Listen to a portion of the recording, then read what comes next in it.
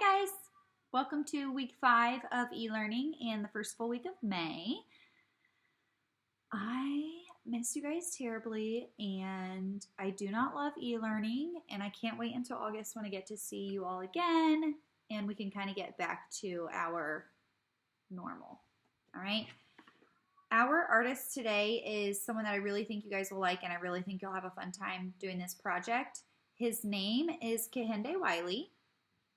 And he looks like this.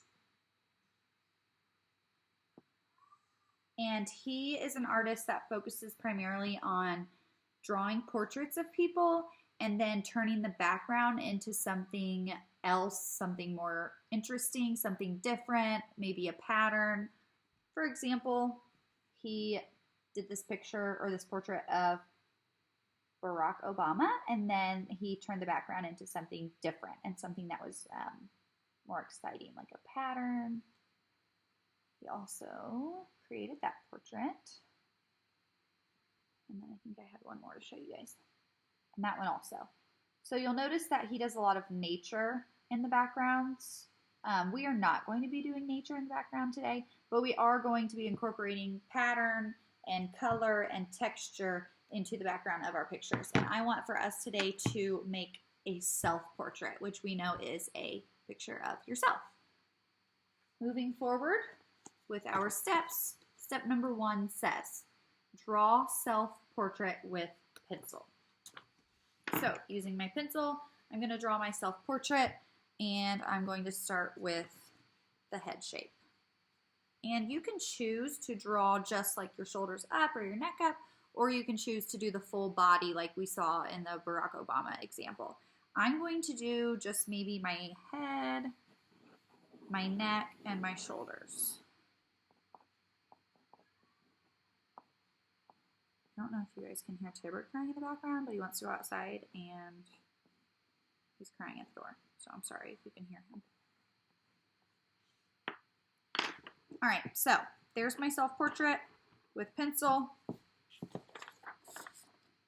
I can add my details. I'll do my hair.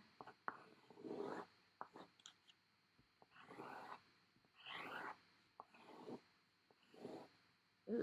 That's bad.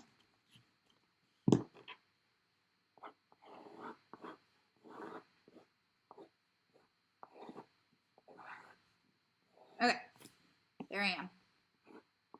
Eyes. Hopefully you guys are doing a better job than me. I'm drawing fast.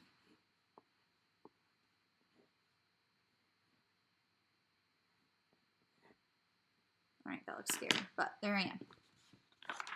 Step number 2, trace with black. So I'm going to trace over all of my pencil lines with a black marker or a black crayon, a black colored pencil, a black ink pen. I'm using a marker so that you guys can see it really well.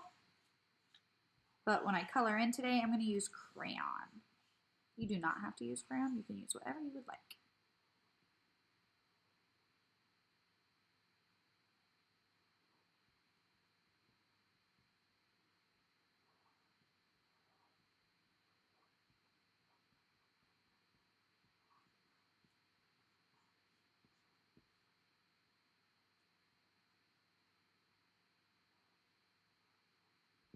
Okay, there's me. That looks kind of scary.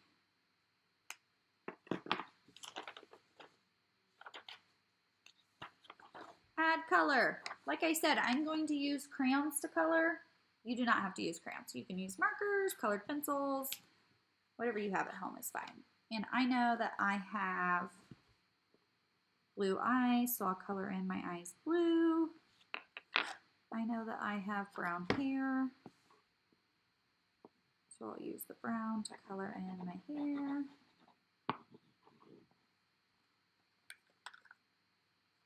And we're going to pretend I'm done so that we can move on to the next step of our project, which is step number 4, find a texture. So this is where we're going to incorporate something different into the background of our pictures, like we saw that Kehinde Wiley did.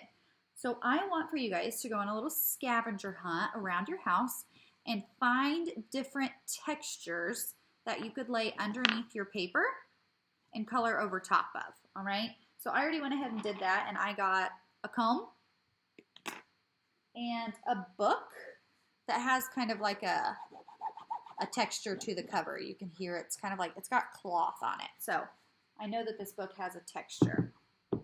And once I've got my textures with me, step number 5 says add the texture to the background.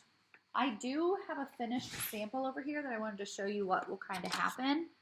I used the comb for this one, and when I sat it underneath the paper and I colored over top, it gave me that nice stripy texture, and I used all the colors. You do not have to use all the colors. Obviously, you can do it however you would like. For this example, I'm going to use the book, and I'm going to see what the texture of that book looks like. Now, I'm going to use crayons, and those of you using markers to color in will find that the texture doesn't transfer as well with a marker. So if it's not working real well with a marker, try a crayon or a colored pencil and you might have better luck, okay? I'm going to use this orange, and I'm going to color. So the cloth isn't as great of a texture as I thought it would be, but the circle shapes that are on the front of the book are definitely leaving an imprint. And then I'm going to change colors, and maybe I want to do pink next. And I'll continue to color, and I will watch how that texture transfers into my background. You can use obviously more than one texture in your background, more than one color, or you can just use one, as in my other sample. That is what you will have. I hope you guys like this. Once again, I miss you all so much. I hope you are staying safe and healthy and kind and active, and I cannot wait to see you in the fall. Bye, guys.